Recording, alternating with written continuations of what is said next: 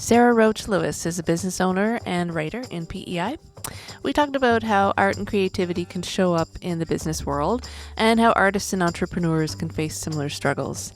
We also talked about the importance of supporting arts and communities, the basic income guarantee, and we talked a lot about the universe.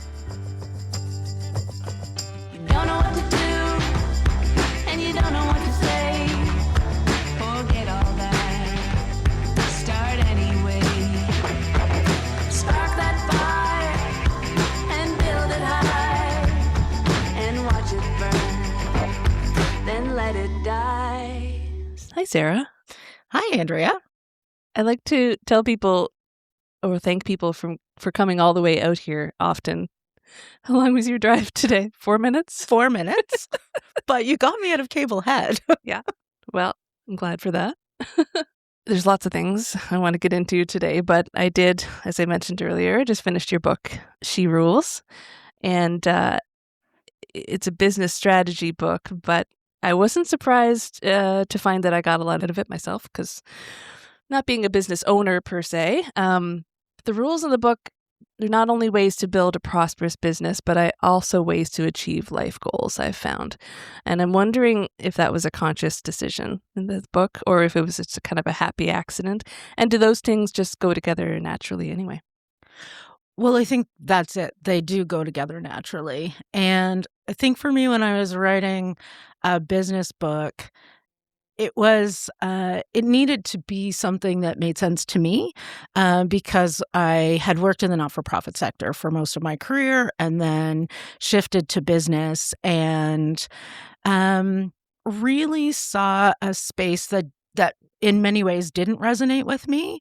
And I really love models and frameworks. And there wasn't one that worked for what I would say my life was. And my life and my business are very much intertwined. And that's really in many ways the way I grew up as well.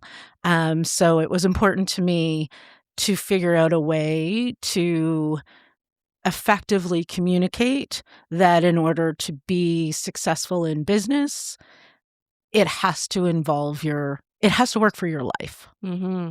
Yeah. And this is, this is directed towards women entrepreneurs, but as you mentioned in the book, it can work for everybody. But did you see through your coaching and mentoring that there was a lack of direction for specifically women business owners?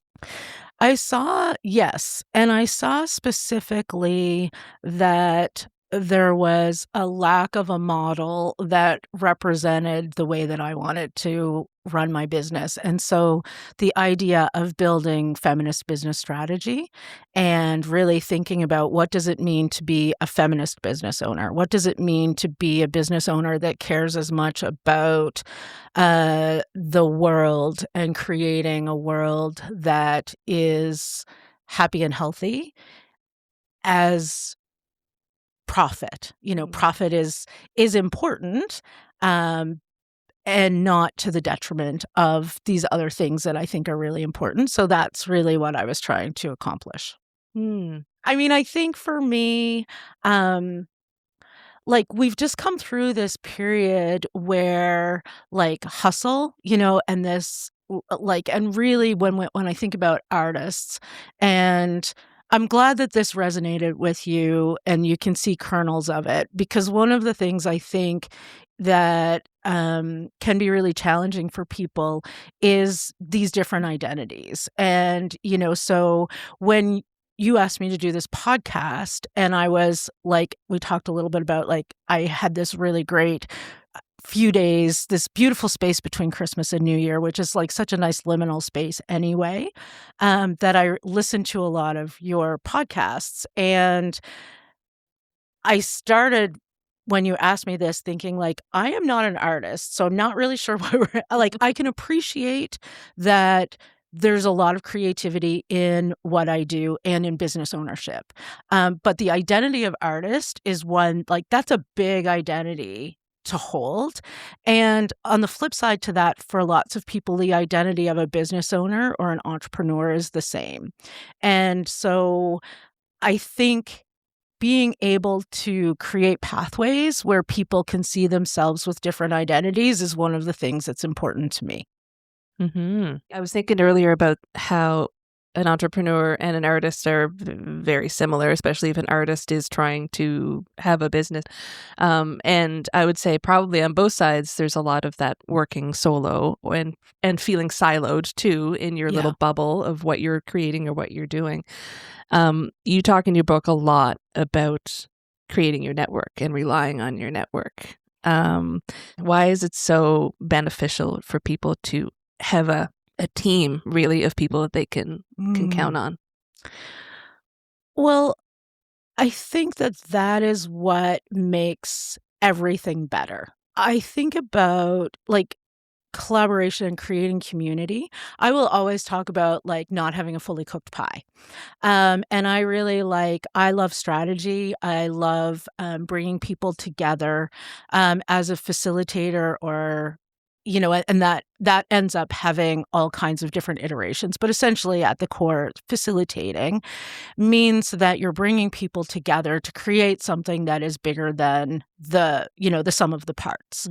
And so I think whether it is in your business or in your practice of whatever that is, there's a part that is solo. Like when I think about my own practice or what it is that I do, I love I love boxes, and people will say, like, you have to think outside the box. That is way too stressful for me. I can't do that.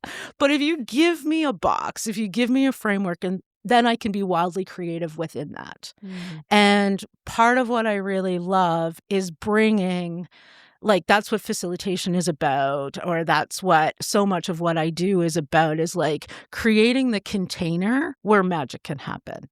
And whether that is in my work or the ways that I think it's important that we support our community, the ways that I think it's important that we support artists.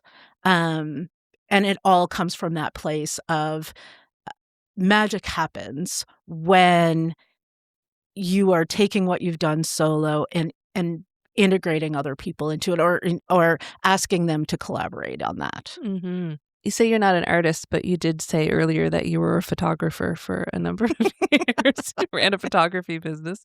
In what other ways have you been an artist in your life? Oh, so many. I mean, when I don't know, is there any kid who grew up in PEI that didn't wanna write? For me, I read Anne of Green Gables when I was a kid, and writing was always something that certainly is a thread. Um, so yeah, I worked for the Eastern Graphic when I was 16. I sent Jim McNeil, the publisher of the Eastern Graphic, a package of articles I wrote for the school yearbook. And several months later, and asked him for a job. And several months later, I got this phone call from Jim McNeil and asked me to come to Montague. So I worked for the Eastern Graphic, probably 16 to 18. I went to Ryerson right out of high school, and did radio and television arts, which was a great and terrifying experience as someone who grew up in Surrey in the 80s to land downtown Toronto. And then, community theater. I studied journalism. And so writing has always been something that I've done. And I would say that what I've done has been creative, but in a kind of low stakes way, right? Wedding photography is documenting an experience. Journalism and writing for a newspaper is documenting something, which I think it has those same threads, but it is different. It's working within a box, not thinking outside the box. Yeah, totally. But I also have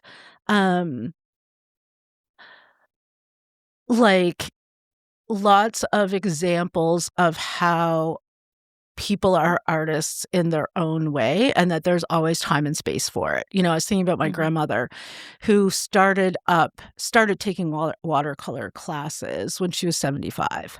So, I just feel like I'm in this space right now where my creativity is coming out in this particular way around, I'm really driven toward building this business and specifically ED Academy, which is this thing that I'm working on right now and really wanting to expand that. And that's where all of my creative juices are going.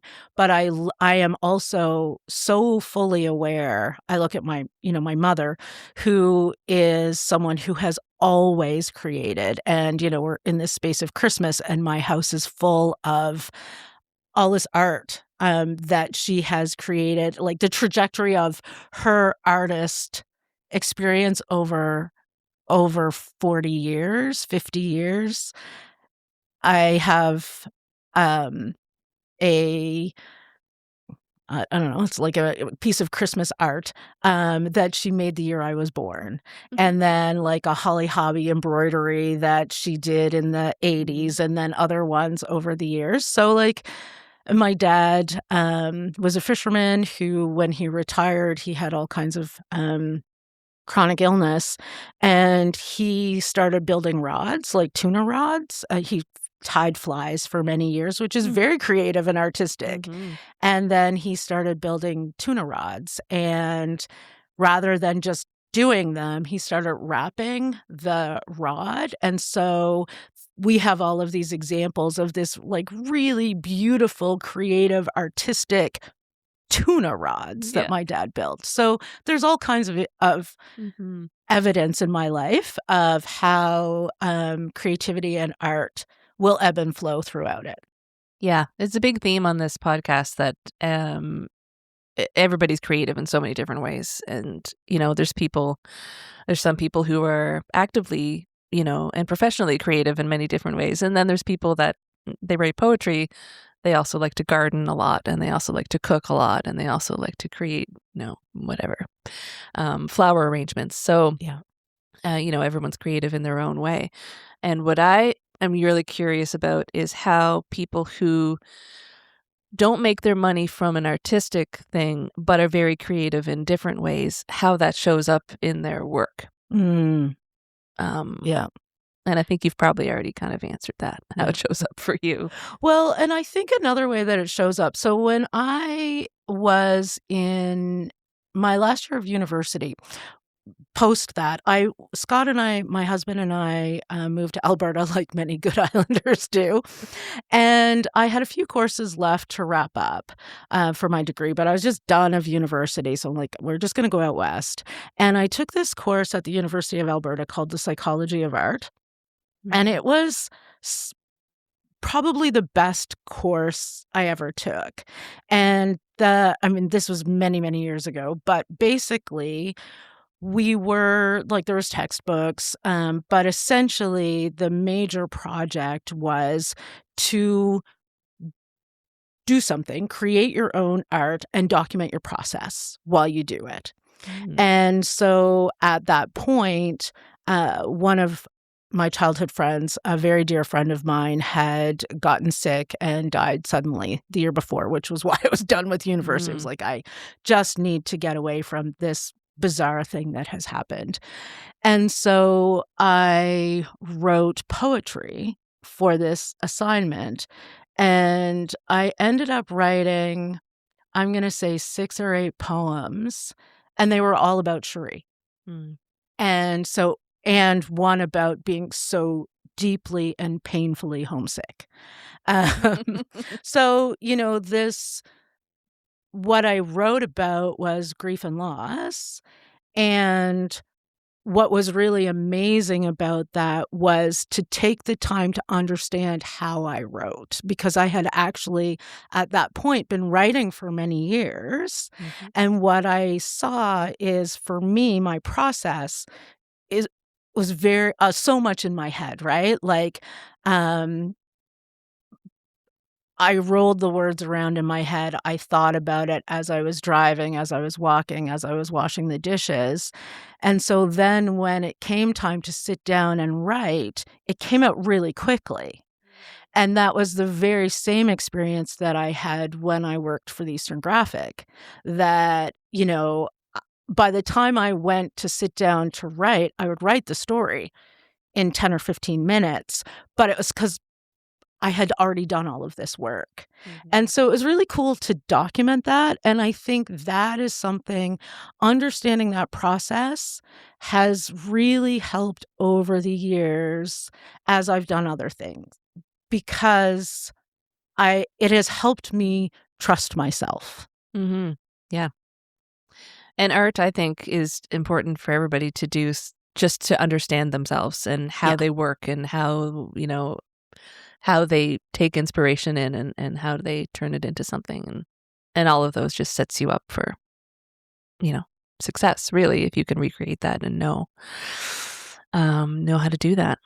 You mentioned the universe a few times in your book too. The universe will help you through it if you're and things like that. And when I was reading that, I was like, yes, that's a term that I use fairly often myself, just to explain the flow of humanity or energy or what have you. I like to put things out into the universe, and recently I've been doing this thing where I wrote down 13 intentions for the next year on the night of the solstice. Love it. And I've been burning one every day since, not looking at them. I just wrote them down. I crumpled them up. I put them in a thing. So I've been burning one every day and just giving it out into the world and saying, please help me with this. I love Give me that. a nudge. And then with the idea is that you write down your intentions, you give them out to the universe or whatever, to ask them to help you move through those. And then the last one that's left on January 2nd, that's yours for the year to take on. Ooh. So that's your responsibility. All the rest of them are up to whatever is out there. What do you think about the universe? Well, I think a lot of what you're talking about, I mean, I think it's, well, just that. There's a collective. I mean, again, it's back to like the collective and something being greater than you. And, I wouldn't call myself a religious person, but I certainly believe that there's something greater than us, and that there are forces that exist, and that it's both, I think, an evolution of an understanding of that. Like, I remember when The Secret came out, whenever that was, and it was like, you just like have a vision board, and you just like think, I want to have $1 million or be a famous actress, and it's just going to happen. It's like, well, no, that goes back to exactly what you were doing. Like, the universe plays a role in this, and also so do you. And so I think that for me is a big piece of it. And I think it's having the ability to trust that there is something greater. And also, I think it sort of plays around with what I would call strategy as well. Like, when I think about strategy, and a good strategic plan, like I do a lot of strategic planning, it is both the combination of the big picture, the dream, the vision, like what is it that we want to accomplish? And good strategy should also help you know what it is that you need to do tomorrow. And so I think for me, that's where the universe plays in all of this, is like, I think that for me, dreaming and visioning and imagining something greater than myself is so fun and so important, and also, like, why the hell not? Yeah, exactly. When I was writing She Rules, which there was a point, and I think this is a good example of like the messages that come from the universe. I was like, writing a book for me was really enjoyable, except when it was agonizing. And there were periods of that where, it's a business book, but as you said, I did put a lot of myself in it. And like anything that you do where you put a lot of yourself in it, it is a vulnerable state to be in. And so I was having a crisis of confidence at this particular moment in book writing. And I went on Facebook, probably, and I read this quote by the woman who wrote The Secret Life of Bees. Mhm. And she wrote that book. I don't remember her name, but that was her first book, and she was over 40 or maybe over 50 when she wrote it. And the quote was something like, if you're going to err, you might as well err on the side of audacious. And I was like, well, holy Christ, yes, that sounds. And so to me, that is like, that's where the universe comes into play, or that's where, like, you might as well dream big Yeah. because it's fun. And if you don't get there, if you don't get to the dream, there's a good chance you're going to get somewhere that you wouldn't have gotten if you didn't have the big dream. Exactly. Yeah. It's the journey, not the destination, right? 100%. Sometimes. Yeah. Yeah. I love that author, and I wish I remembered her name as well. Yeah. But yeah, I do. I've just noticed for myself that when I needed it, the messages showed up, Mhm. or the kick in the pants showed up, or Yeah. what have you. If you're going to do it, you may as well do it all the way and see what happens, right? I've noticed that you support the arts quite a bit. I do. Either going to shows or festivals, sponsoring awards, etc. Why is that important to you to support the arts? I love art. I really do, and I think it is incredibly important. And I think that I both 100%, we all have creativity in us. We all have art in us. And our life is just so much better when we have the ability to um, express ourselves. And people who choose to be artists are so brave and so courageous in ways that those of us who are creative in our work but are not necessarily artists, like, there's a distinction there for me. Mm. And I I get so much out of, like, we're sitting in your living room, and I'm having the pleasure of looking at a beautiful John Cox painting that I've never seen before. But I know as soon as I walk in here that that's a John Cox. Mm-hmm. And I know that there are so many people on this island who have beautiful John Cox paintings in their homes or in their offices or wherever. And it just gives me such joy to see that. And it gives me such joy to listen to music. Like, I have said for many years that live music is like hitting the reset button on your soul.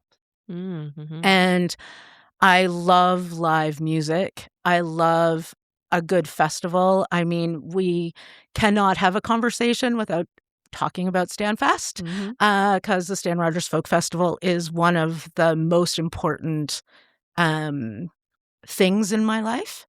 And I have been going to the same festival for 25 years. And I love that unexpected things happen, that you get to have, like, I don't know, music is just an amazing thing. And I am absolutely a lover of music with zero talent. Um, it is a language that I do not understand, but I deeply appreciate.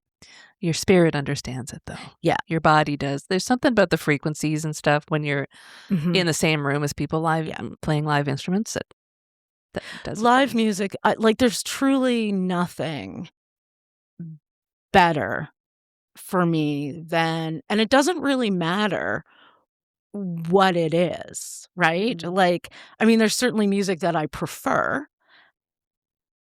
but the experience of live music, it's also because it, again, I think it ties really nicely to community, and it ties really nicely to those other, like having relationships with people that are connected to music, right? Like Mhm. hearing a song can take you right back to the campfire or the show, or and it's like the whole experience that happened there.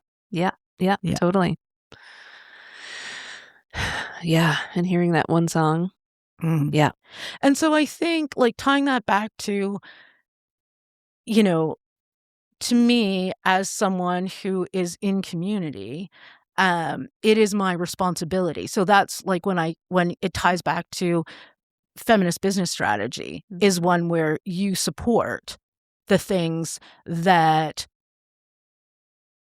help you be the person that you need to be, right? Like, so my wellness Mm. and my ability to do my job well and my ability to create is entirely contingent upon other people Stand and fast. stand fast 100%, but also all of the other things, all of the other music, the Surrey Show Hall and Gula Hala and the Rolla Bay Fiddle Festival and Mhm. Trailside and the Guild and all of these things and the art that I have in my house, that is almost entirely local artists. And I think, that is really important. And I think that one of the things that, it was Becca Vio, the year that I started my business, Becca Vio was a sponsor for Women's Network's fundraiser. And she spoke at the fundraiser and she said, "It is my responsibility as a business owner to support the parts of my community that I think are important." And Mhm. I was really inspired by that. And so I feel like it is a real honor to be able to sponsor Music PEI and Stanfest and Rolla Bay and, all of the things that I do Mhm. sponsor, um, because they're incredibly important.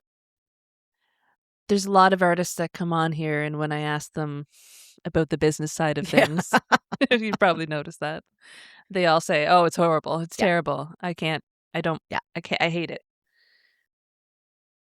Understanding that your business isn't in the music business necessarily, would you have any advice for people who are interested in at least making a living as an artist, but just don't seem to wanna do that side of it at all?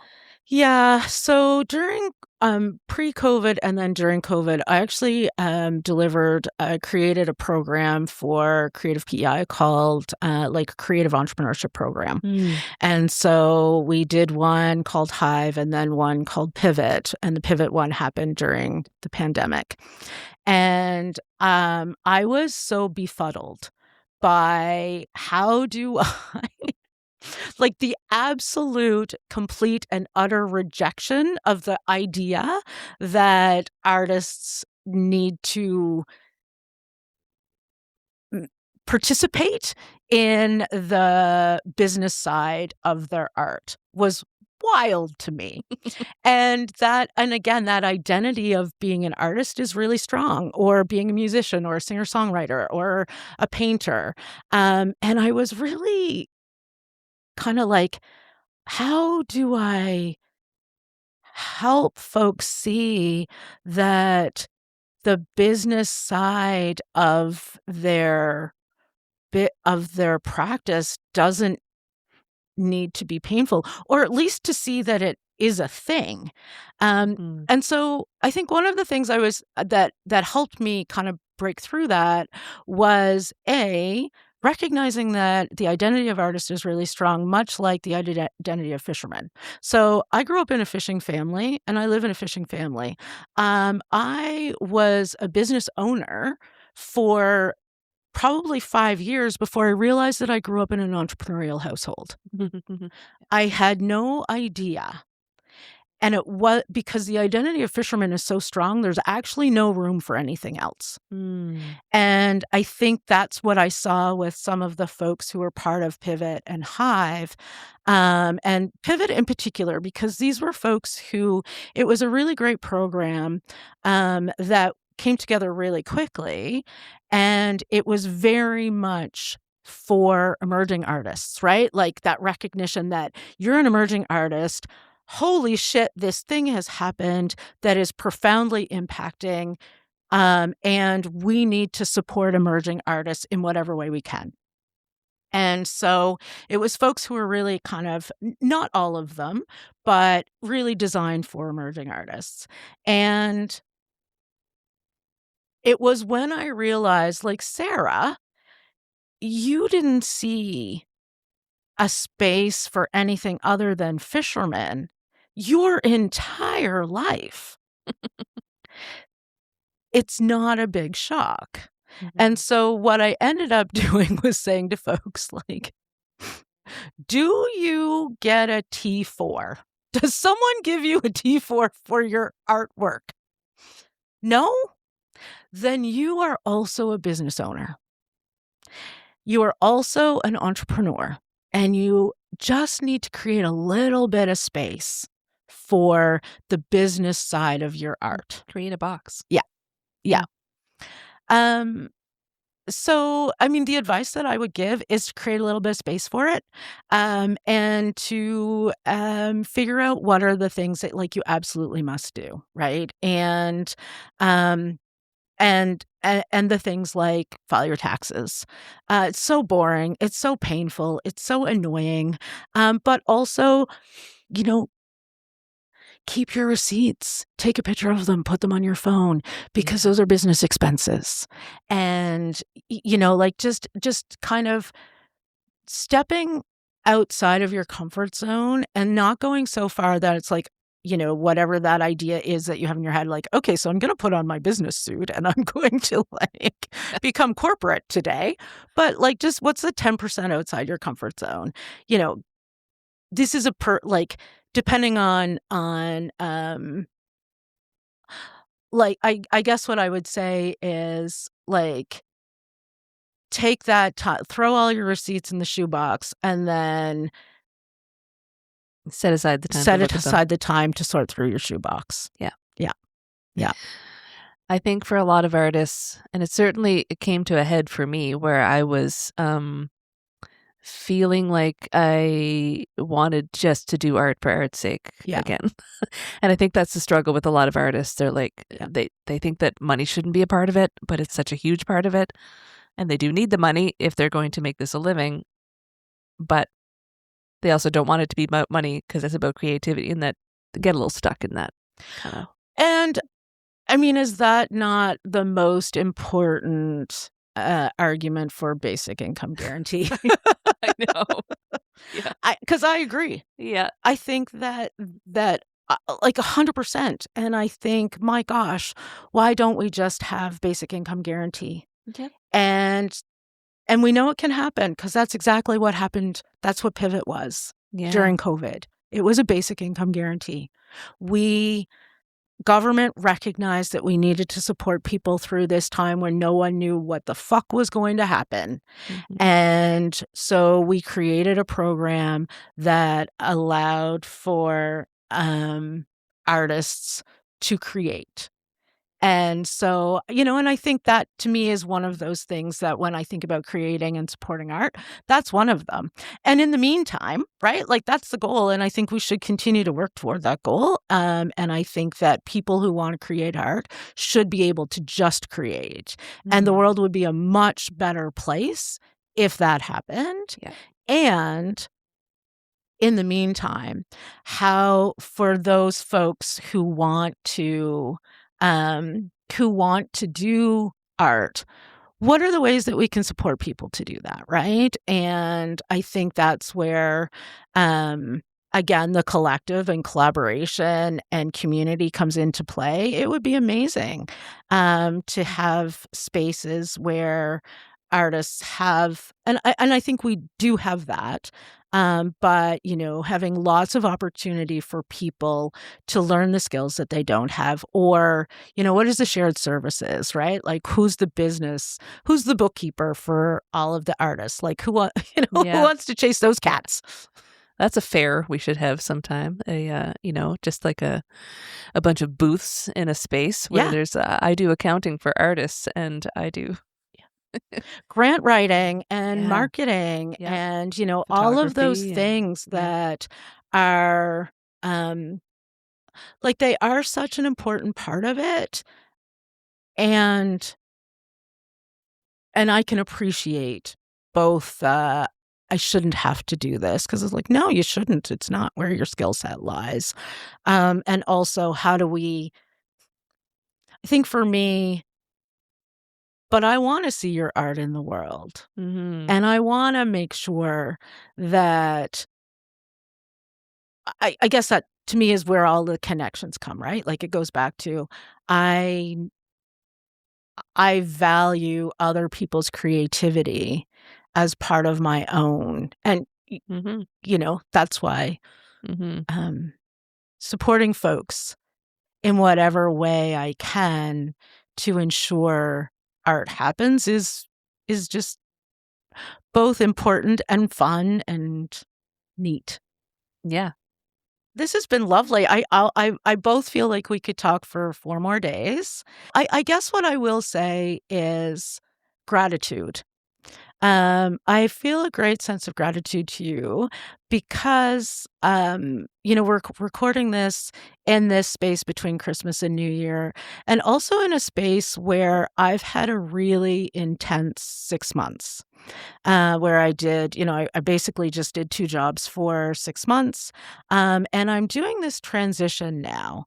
And I know I always love the time between Christmas and New Year as that kind of quiet space to consider one year and move into the next, and like that visioning and universe and planning, and so fun. And so also in 25, the winter and spring of 25, I wrote another book, which is for new executive directors in the not-for-profit sector, how to be an ED. And then in July, I had the opportunity to be an interim executive director for 6 months.